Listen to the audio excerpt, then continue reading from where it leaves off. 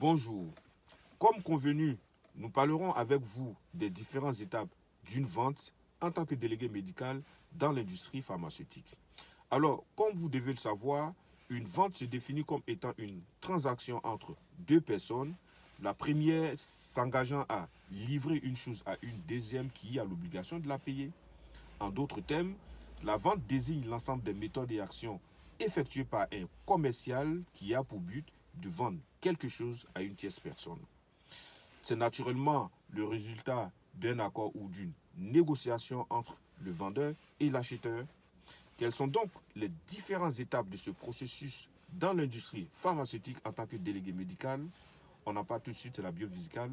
Bienvenue à tous.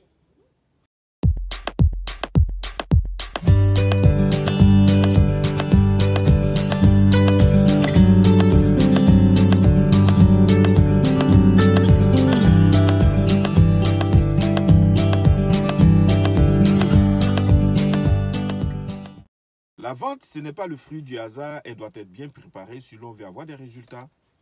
Pour l'industrie pharmaceutique, les résultats représentent l'augmentation du chiffre d'affaires, quel que soit le contexte. En tant que délégué médical, vous vous rendez compte qu'il y a des périodes fastes où tout est facile et des périodes difficiles où tout semble s'écrouler sous vos pieds. C'est d'ailleurs pour ça qu'il faut avoir la bonne habitude de préparer ces visites. Lors des périodes difficiles, une bonne préparation vous aide à atteindre vos objectifs commerciaux. Alors, voyons à présent ce qu'il est utile de faire avant d'aller en visite. La fiche client correspond à la carte d'identité du client et c'est le délégué médical qui la rédige. Cette fiche est très utile si les bonnes informations sont inscrites et naturellement jetées à la poubelle si le délégué médical lui inscrit rien d'intéressant. Notons aussi que cette fiche doit être consultée lors de votre préparation de visite. Il se peut que votre collaborateur prescripteur vous ait demandé de lui apporter des informations sur votre produit ou même aussi de lui apporter des fiches conseils.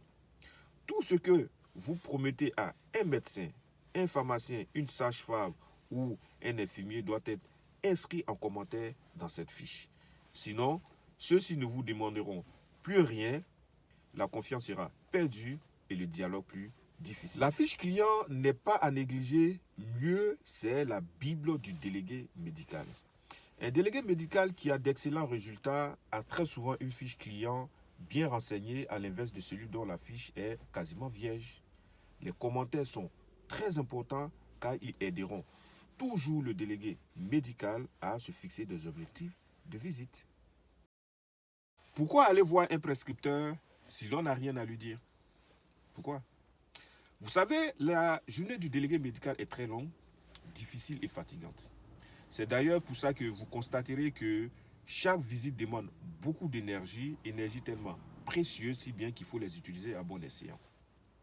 Il est donc très utile pour le délégué médical de se fixer un objectif de visite. C'est vrai, ces objectifs peuvent être très variés, mais tous les objectifs ne sont pas forcément commerciaux. Aussi, pour améliorer ses résultats, un délégué médical doit avoir une bonne connaissance de son propre produit, avoir un bon sens du relationnel et surtout être capable de répondre à n'importe quelle objection. Prenons l'exemple du délégué médical Machami Eden Bamba des laboratoires ZZ. Quels sont les objectifs qu'elle devra se fixer? 1. Convaincre un prescripteur sur l'intérêt de son produit par rapport aux concurrents, par exemple. Ou sinon, essayer d'améliorer son relationnel en invitant un prescripteur à déjeuner au restaurant ou tout simplement identifier un réseau de médecins ou pharmaciens. Notons également que lorsque le délégué médical s'est fixé un objectif de visite, il pourra réfléchir alors aux moyens à mettre en œuvre pour le réaliser. C'est uniquement lors de la préparation de cette visite qu'il devra y réfléchir et non une fois dans sa voiture avant d'entrer dans un cabinet médical ou en pharmacie. Ainsi donc, à la fin de la visite, le délégué médical indiquera sur sa fiche client s'il a atteint ses objectifs ou non. Parfois, c'est vrai qu'il est difficile de convaincre un prescripteur en une seule visite. Plusieurs visites donc seront nécessaires. N'oublions pas cette phrase qui dit « C'est marche par marche qu'on finit par monter un escalier et peut-être très risqué de vouloir franchir plusieurs marches à la fois. » Allons pas à pas, car l'objectif, c'est de vendre. Parlons à présent de la concurrence. Nous disons que pour pouvoir argumenter sur son produit, il faut bien le connaître, mais également connaître ses concurrents. Très souvent, les prescripteurs ont tendance à comparer les produits entre eux en termes d'efficacité, de tolérance, de prix, de marge, d'avantages qu'ils peuvent avoir pour parler des pharmaciens, mais surtout de bénéfices qu'ils peuvent en tirer. Un prescripteur, médecin ou pharmacien comparera les produits dans tous les domaines. C'est d'ailleurs pour ça qu'il est recommandé au délégué médical de faire des tableaux comparatifs et de préparer des réponses aux différentes objections que pourrait lui poser un prescripteur.